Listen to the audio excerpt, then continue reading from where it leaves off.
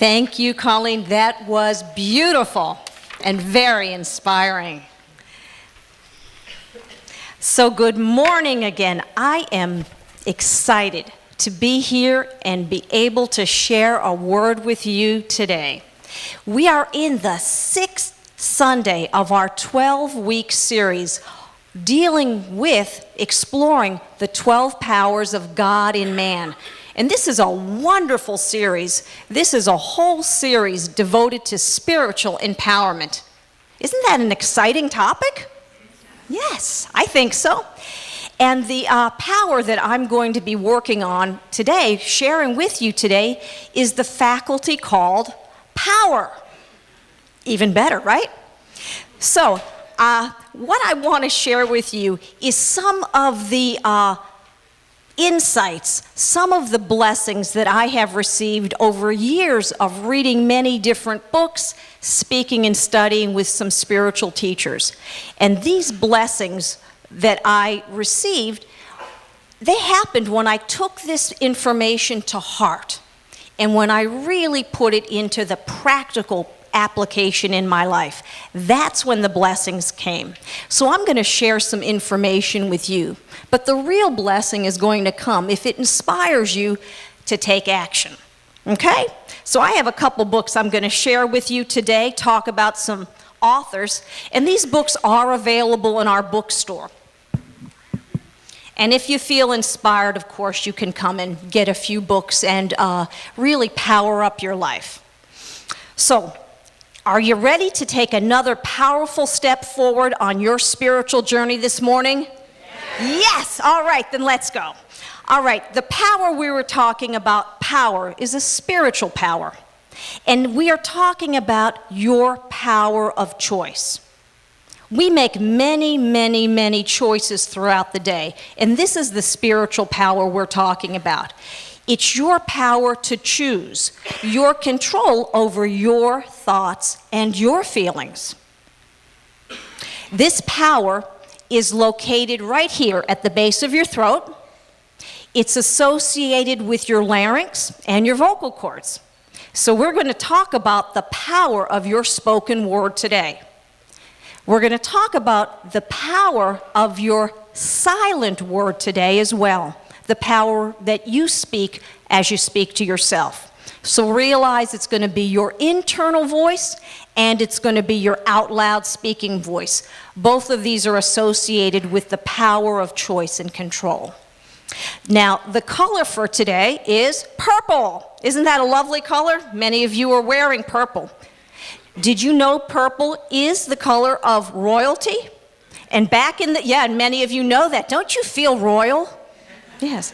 Many of you know back in the day, only kings and queens could wear purple. If anybody else was found wearing royal purple, there was going to be big problems for them.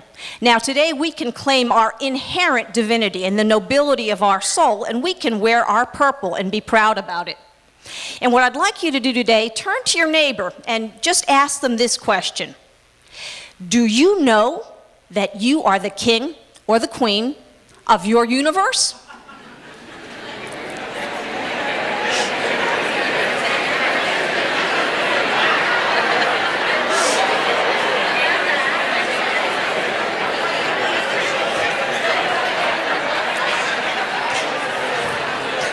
So by the sounds of laughter, apparently we know this. You are the king and queen of your universe. Now, you're the king and the queen of your own universe, the universe of your thoughts, your words, your emotions. You're not the king or the queen of the entire universe, but you are the king or the queen of your thought universe. And that's where we're going to talk about your power. All right? Your universe, where you are sovereign. Now, Scripture says it this way. In Genesis, God said, "Let us make humankind in our image, according to our likeness, and let them have dominion over the fish of the sea, over the birds of the air, over the cattle, over all wild animals of the earth, over every creeping thing that creeps upon the earth." Now, metaphysically, These animals, these creatures, represent thoughts and feelings. Now, this morning, Alicia shared with you in Unity, we interpret the Bible in a very special way. We interpret things in a metaphysical way, which really is a fancy word for allegorical. We look at the symbolism that people and creatures' elements represent. All right? So you have been given spiritual dominion. That's one of your God-given powers, the power of choice, the power of control over your thoughts and feelings. Now, I want to share a little bit of a definition from this book, The Revealing Word. Charles Filmore, our co-founder, wrote a book full of terms where he explained the deeper esoteric meaning. So when we look at the word power, Filmore has a very long definition. He has a lot to say about power. I'm going to share just a little bit of what Filmore has to say about power to try to make it more clear what we're talking about. He says this: power is humankind's innate control over thoughts and feelings. Humankind is the power of God in action. To humankind is given the highest power in the universe, the conscious power of thought. He goes on to say that there is a universal, creative force that urges humankind upward, forward, to the recognition of the creative power of our individual thought. And he concludes by affirming, divine energy will surge through us as we erase negative thoughts from consciousness and become one with God mind. That's a powerful definition. We're talking about a very potent spiritual power here. But to make it simple, we can just say power is the means that enables us to bring forth divine ideas. That's pretty simple. That's the power you have to catch hold of an inspired idea and make it manifest in your life. Power, the spiritual power we're talking about, is not for the purpose of controlling other people. It is not for the satisfaction of the personal ego, but it is for the forward spiritual movement of the whole, of the spiritual community, of the community of people on earth. So our power really is to be bringing a blessing to the earth. Power assists us in coming into a greater awareness of God and our oneness with God. Diane, may I have the first slide, please? This is from Scripture, and I love this. This is one of my favorite verses. For God did not give us a spirit of cowardice, but rather a spirit of power and of love and of self-discipline. Isn't that a wonderful gift that you've been given? A spirit of power, love, self-discipline. You have all the power you need.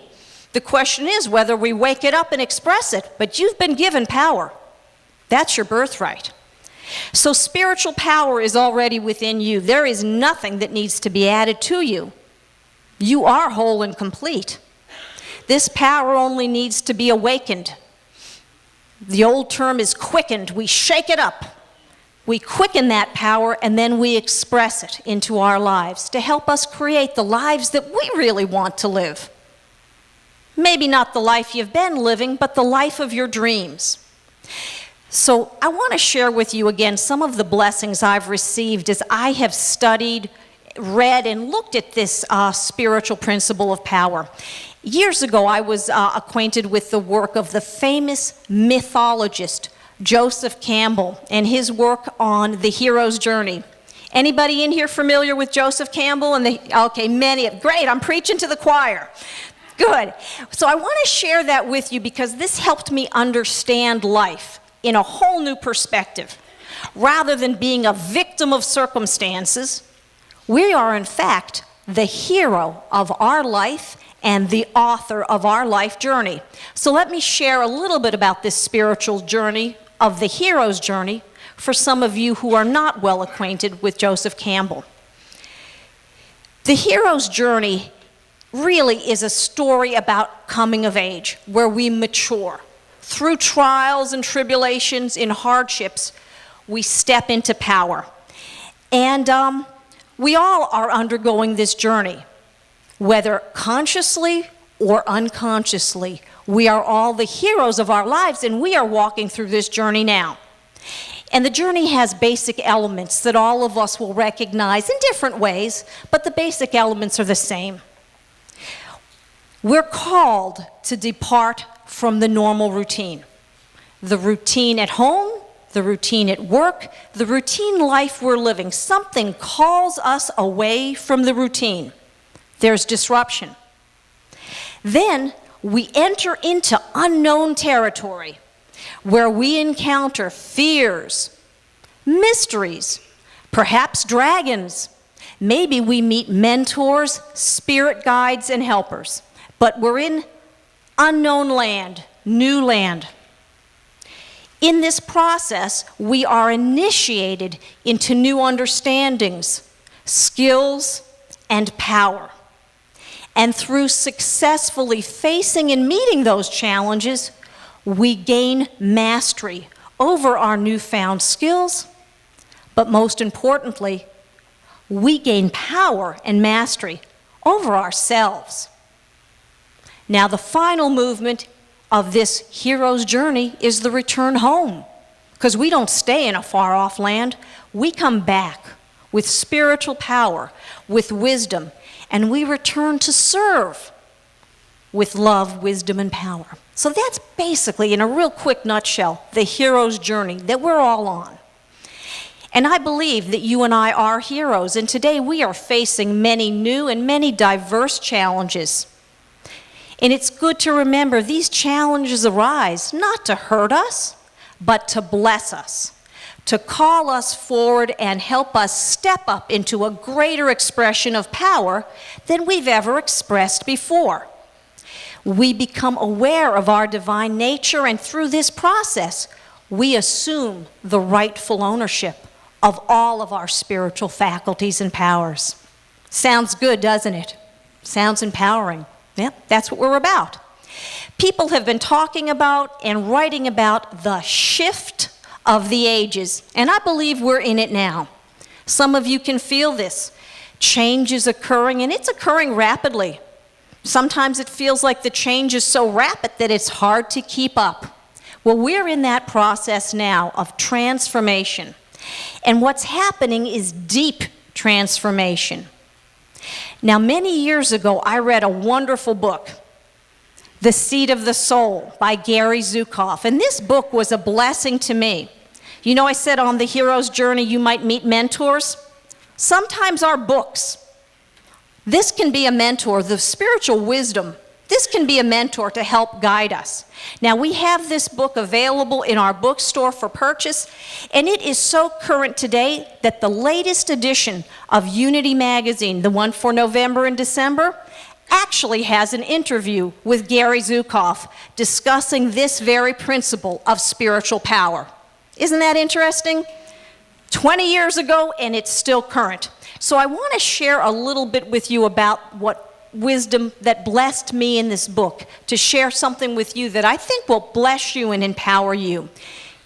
Gary Zukav teaches that we are on this journey. A powerful shift is occurring within human consciousness, and it's an evolutionary journey that we're on. And we're moving from the perception of a five-sensory human to a multi-sensory human. And this is a shift of consciousness. And it brings with it a new potential and a new understanding of power. So let me explain what he's talking about. From the perception of a five-sensory human being, we are alone in a universe that is seen as only physical. From the perception of a multi-sensory human being, we are never alone. And the universe that we live in is seen and felt as alive, conscious, intelligent, and compassionate. This new understanding of power really is the alignment of your personality with your soul. Some of you are nodding. You feel that's going on within you. You're shifting from what was into a new way of being. So the old understanding of power isn't wrong. It's just not the most appropriate energy we can use today. The old understanding was external power. This was the ability, really, to manipulate, to control the environment and other people. External power is power that can be gained or lost, like in the stock market or in a political election. It can be stolen, it can be transferred, it can be inherited. With external power, one person's gain is seen as another person's loss. And the basis for this power is fear. We've seen the effects of external power in this world. We're shifting and we're moving to a new form of power that Zukov calls authentic power. This is the alignment of your personality with your soul. An authentic power comes when we align our thoughts, our emotions, and our actions with the highest part of ourselves. Authentic power has its roots in the very deepest source of our being. This is the power that loves life. This is the power that does not judge. This is the power that perceives meaningfulness and purpose in even the smallest details on earth. Clearly, this is the power of your soul, and we're moving into this now. This is the evolutionary journey of your soul. Now, I want to share with you today a story from the Bible about a man who needed to find his voice, a man who needed to bring up and bring on spiritual power. And Alicia shared with you, in Unity, we do look at the Bible in a very interesting way, and I'm glad she shared that. We look at the Bible as our primary textbook. That's why we teach Bible study classes.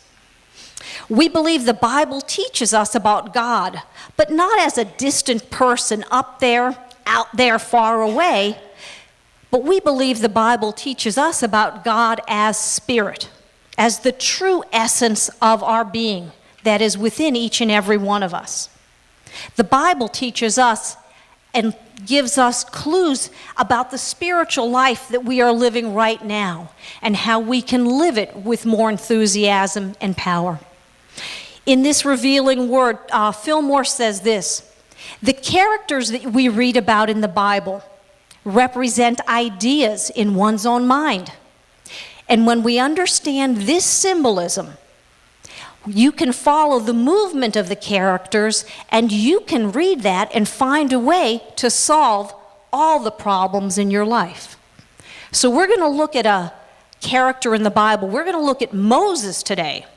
And we're going to see how Moses' story can inspire us to live a more empowered life. Now, right off the bat, we're going to look at the symbolism. Moses' name means something. It means drawing out, drawing forth. Some of you know the story of Moses.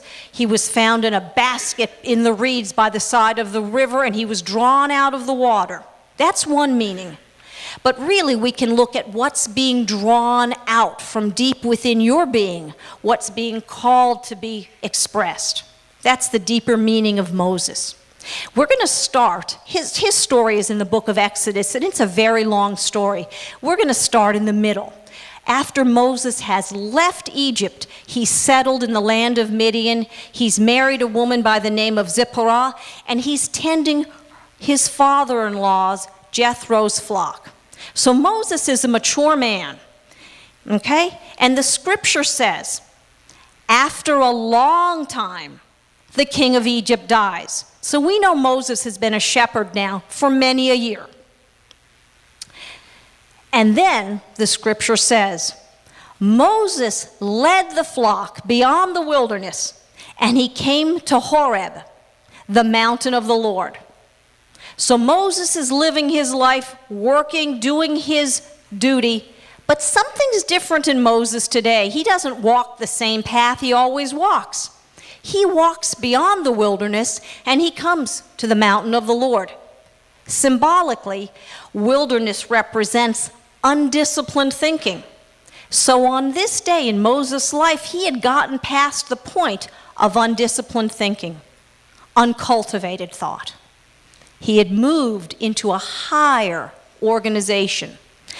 He came to the mountain of the Lord. And again, Mount Horeb is the other name for Mount Sinai. And it means, metaphysically, a state of high spiritual realization. It's a high place in consciousness where we come into conscious union with the divine. So Moses is moved inwardly to a very special place. And in this consciousness, then,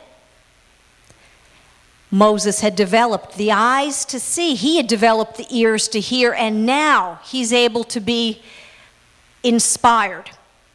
Then the angel of the Lord appeared to Moses in a flame, a fire burning in a bush. The bush was blazing, and yet it was not consumed. And Moses said, I must turn aside, turning aside from his busyness, and look at this great sight. So Moses opens his spiritual eyes. He says, I must look at this great sight and see why this bush is not burned up. And when the Lord saw that Moses had turned aside to see, God called to him out of the bush, and he said, Moses, Moses. And Moses said, here I am. Moses was fully present. He's looking. The bush is burning. His eyes are open. His ears are open. And now a very famous dialogue begins.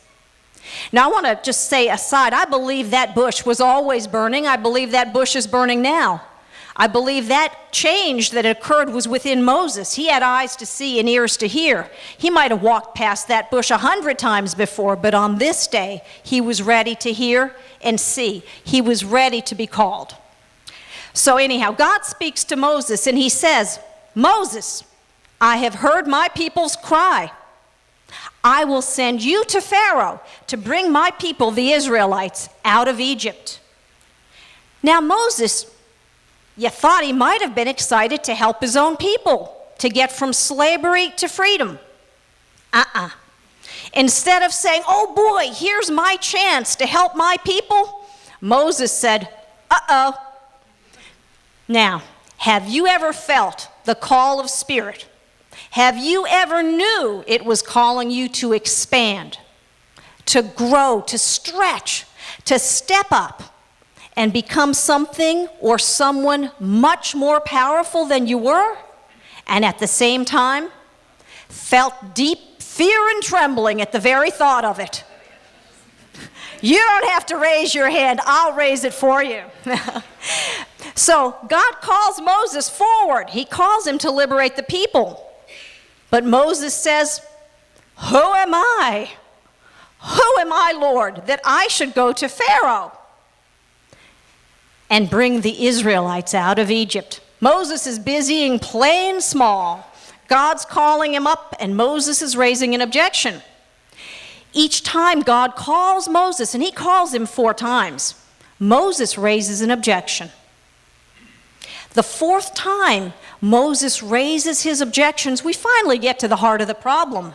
He says this, oh my Lord, I have never been eloquent, neither in the past nor even now that you have spoken to your servant. But I am slow of speech and slow of tongue. Moses is telling God that he's too tongue-tied to help. Too tongue-tied. Now clearly this is not the truth of Moses being, because the Bible goes on to record Moses giving many powerful speeches. He was the great prophet of ancient Israel. He was the leader. He brought his people to freedom, and the book of Exodus and Deuteronomy is full of Moses' speeches. But at the beginning, Moses was afraid to speak in public. He was tongue-tied before the Lord. Moses had not yet discovered his authentic voice nor his spiritual power. Now, did you know that researchers, when they asked people, found the number one fear, even greater than the fear of dying, is the fear of public speaking? Did you, okay? Now, I'm not going to ask anybody to raise their hands if they've ever dealt with that. Once again, I'll raise my hand for you. Sometimes the fear of public speaking can just leave us paralyzed, like a deer in the headlights. But this is how Moses found his voice. This is how Moses found his spiritual power. And I believe this story can bless us and help us find ours too. So, just in case you haven't felt this fear of public speaking, I'm going to expand this a little bit. Has anyone ever feel the call maybe to join the choir? They'd love to sing. They'd love to join Jody in the choir. Yeah, but they talk themselves right out of it. Okay, that's that power center closing down. Has anybody felt like they'd love to join the pastoral ministries team, be a prayer chaplain? But oh no, the thought of praying out loud with another person? Just too intimidating? Maybe you felt the call that you'd like to move, stretch, step up to a leadership position at your job. But nah, you told yourself you lacked the right stuff, and you sat there and remained silent. All of these are a call for us to find our authentic voice and to speak it. All right? So this is what God said to Moses when Moses complained of being tongue-tied. He said this, "Who gives speech to mortals? Who makes them mute or deaf, seeing or blind? Is it not I, the Lord? Now go, and I will be with your mouth and teach you what you are to speak." Isn't that a wonderful promise? I will be with you, I will be your mouth, and I will teach you what to speak. And you might have thought that Moses would say, "Thank you, Lord. Thank you for the assurance of your presence and your word with me." But no. Once again, Moses objects, and he says, "Oh, Lord, please send someone else." He's just not ready to step up into that voice. He's not willing to own his spiritual power just yet. So the question is, how did Moses find his authentic voice? And how did Moses claim his spiritual power? That really is the question, isn't it? The answer is, Moses went up the mountain. Before, Moses had come to the mountain, but now Moses goes up the mountain. And again, metaphysically, the mountain represents a high state of spiritual realization. It's a high place in consciousness where we come into conscious union with God. Now, you might say to me, "Eileen, we don't have any mountains in Florida. How am I going to go up a mountain?" You're going to go up a mountain in prayer and meditation. That's how, on our spiritual journey, we ascend to high states of consciousness, is through prayer and meditation. And just in case you didn't hear it the first time, we do have a silent retreat on Saturday, October 25th, right here at Unity of Naples. And you can spend the whole day in silence, scaling the mountain of your mind. All right? So that's one thing you can do to climb that mountain. Come here, meditate, and enter deep silence. Okay, slide 2, please, Diane. So Moses goes up the mountain. This is what God says to Moses. "Come up to me on the mountain and wait there. I will give you a tablet of stone with the law and the commandments which I have written for their instruction." So Moses goes up that mountain, and he's there for 40 days and 40 nights. Now, 40 is a very special term in the Bible. It's symbolic. What it means, until it is accomplished, until it is done. So Moses goes up that mountain where he sits for 40 days and 40 nights until this spiritual empowerment is accomplished. Now, what do you think Moses is doing for 40 days and 40 nights alone on a mountaintop? He's praying, he's fasting, and he's waiting on the Lord, which really means he's entering silent communion. Moses is meditating. Moses is clearly talking to God. He's praying. Moses is clearly talking to himself as well. Who else is he going to talk to, right? There's no one else. All right, so Moses is talking, and in this time, Moses has this mountaintop experience, and he wakes up. His encounter with the divine wakes him up to his true nature, to his true identity. And once that has happened, I believe Moses makes a sacred vow. I don't know the exact words, but it's something like this. I promise to stop telling myself ghost stories. And you guys know what ghost stories are, right? The stories that tell yourself, that fill you with fear, that leave your knees trembling, paralyzed with fear, frightened to step forward. Moses stops telling himself stories of I can't, I lack, I don't have. He stops telling himself stories that disempower him. Many of you hear ghost stories in everyday life, and they sound very, very rational. They often start with the words, the worst possible scenario.